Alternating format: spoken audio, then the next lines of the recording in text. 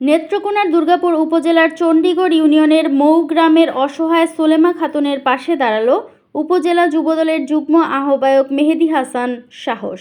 শুক্রবার বিকেলে সোলেমা খাতুনের বাড়িতে গিয়ে খাদ্য সামগ্রী ও আর্থিক সহায়তা তুলে দেন পরিবারটিকে মেহেদী হাসান সাহস।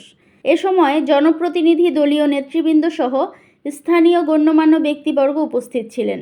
খাদ্য সহায়তার মাঝে ছিল চাল, ডাল, মুরগি, মাছ, তেল, আলু, পেঁয়াজ, বিস্কুট সহ আরও অনেক কিছু। উপজেলা যুবদলের যুগ্ম আহ্বায়ক মেহেদী হাসান সাহস বলেন, আমার নেতা ব্যারিস্টার কায়সার কামাল দলীয় নেতাকর্মীদের নির্দেশ দিয়েছে সমাজের অসহায় মানুষদের পাশে দাঁড়াতে।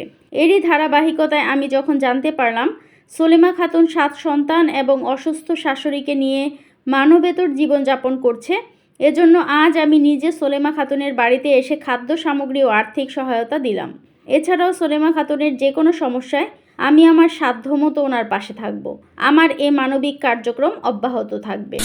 আমার খাদ্য, মুরগি, মাছ অনেক কিছু দিছে, তেল, চিনি সব কিনে দিছে। তারা একটু ধন্যবাদ জানাই, তার জন্য দোয়া করি। এই মহিলাটা অনেকদিন যাবৎ কষ্ট করতেছে, তো সাহস আইসা এই খাদ্য সামগ্রী দেয়া গেছে। আমাদের এলাকার পক্ষ থেকে সাহসে অসংখ্য ধন্যবাদ। দৈনিক আজকের বাংলা .net